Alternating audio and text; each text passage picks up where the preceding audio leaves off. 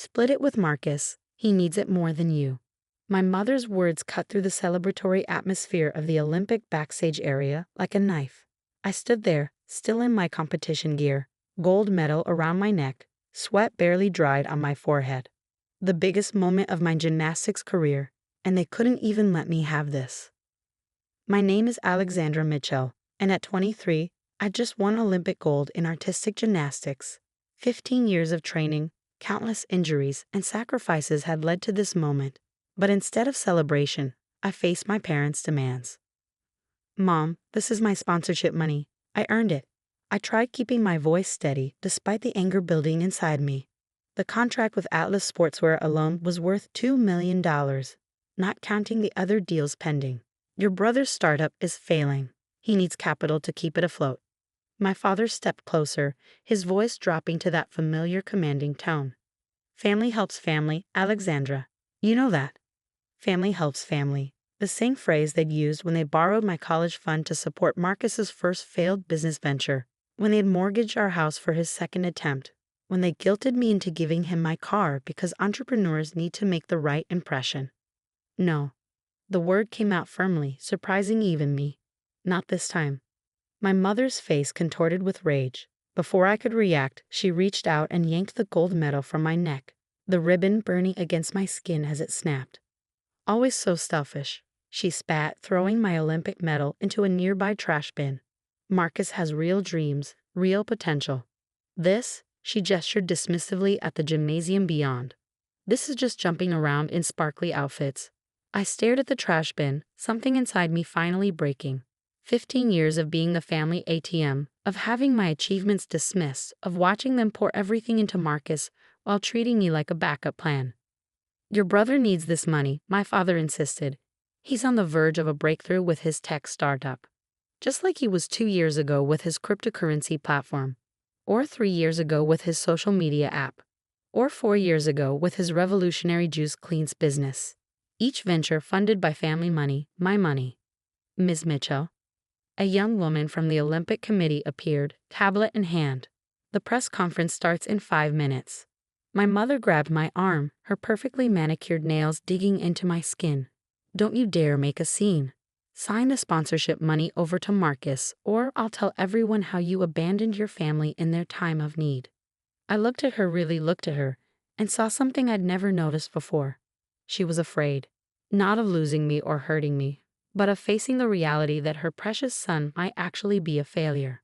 The press is waiting, I said quietly, pulling my arm free. You should find your seats. Alexandra, my father's voice boomed, drawing attention from nearby athletes and officials. Don't walk away from us. But I did. For the first time in my life, I walked away from their demands, their guilt trips, their manipulation.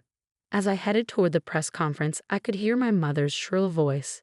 You ungrateful little. I paused at the trash bin, reaching in to retrieve my medal.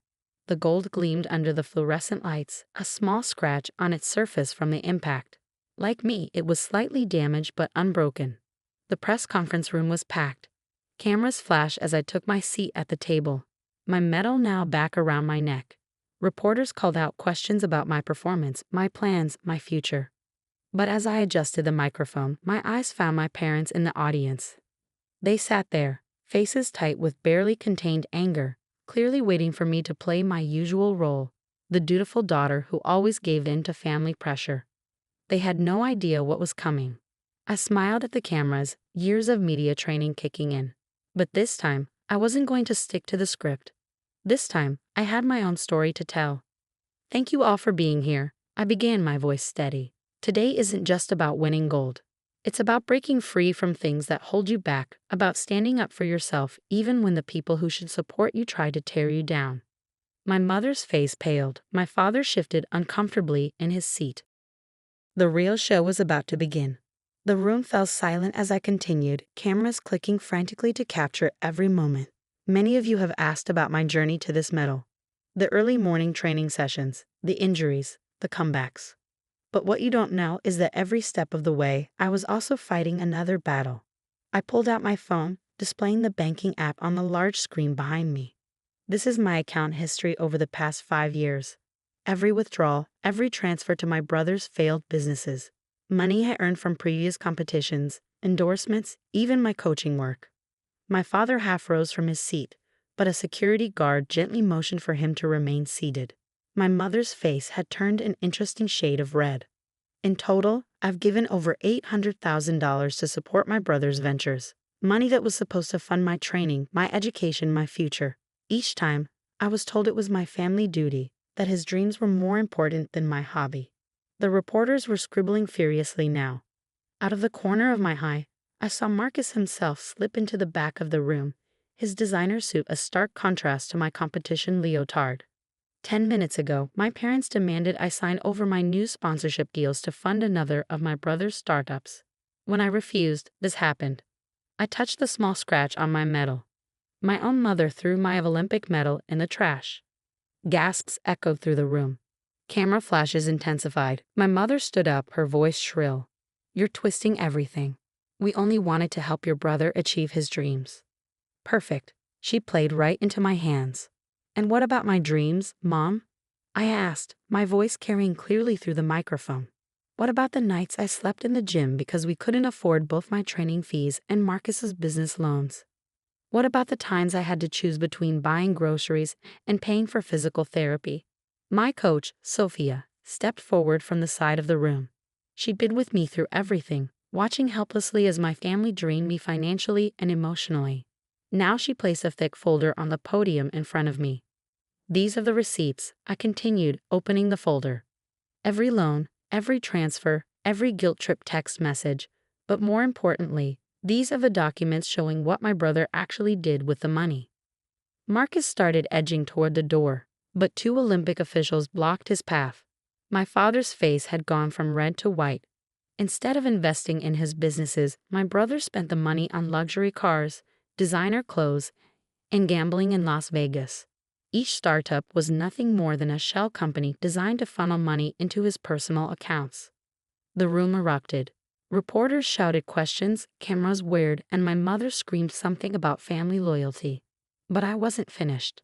"I'm not sharing this to get revenge or to hurt my family. I'm sharing this because there are other athletes out there, other young people, being manipulated and exploited by the people who should protect them.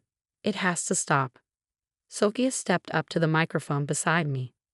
As Alexandra's coach, I've watched her struggle silently for years.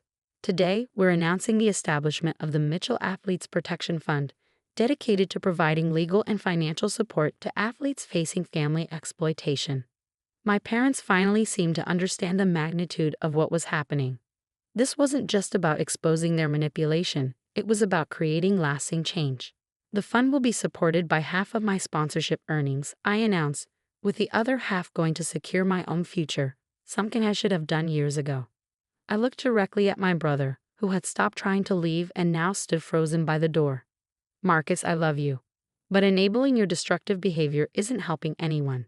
I've already filed reports with the relevant authorities about your financial fraud. They'll be in touch." The press conference had turned into chaos, but I felt calmer than I had in years. Sophia squeezed my shoulder supportively as security began escorting my family out of the room. "One last thing," I said, silencing the crowd again. "To every young athlete out there whose family sees them as nothing more than a meal ticket, your dreams matter. Your hard work matters. And you have the right to protect what you've earned." As my parents were led away, my mother's last desperate attempt at manipulation echoed through the room. "After everything we've done for you." I touched my gold medal, feeling its weight, its significance. "Yes, Mom. After everything you've done, this is exactly what you deserve." The room burst into applause, cameras flashing like strobe lights. But all I felt was relief. The weight of family obligation, of constant manipulation, had finally lifted. Sophia leaned in close, whispering, "Ready for what comes next?" I nodded, gathering my documents. The hardest part wasn't over, it was just beginning. But for the first time in my life, I was fighting on my own terms. The aftermath of the press conference was exactly what I'd expected. My parents launched a desperate media campaign portraying themselves as loving, supportive parents who'd sacrificed everything for my gymnastics career. Marcus gave tearful interviews about how his little sister had misunderstood his business practices. But I had receipts, literal receipts. Within a week, The financial investigators I'd contacted months ago released their preliminary findings. Marcus hadn't just misused my money. He'd been running elaborate Ponzi schemes, drawing in other investors with tales of his Olympic champion sister's backing.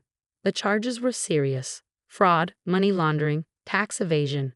My mother's social media posts turned from defensive to vicious. "My daughter has betrayed her family for fame," she wrote. "She's chosen money over blood."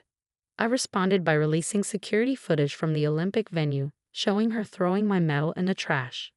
The public's reaction was immediate and overwhelming. "You're trending again," Sophia said, showing me her phone during morning training.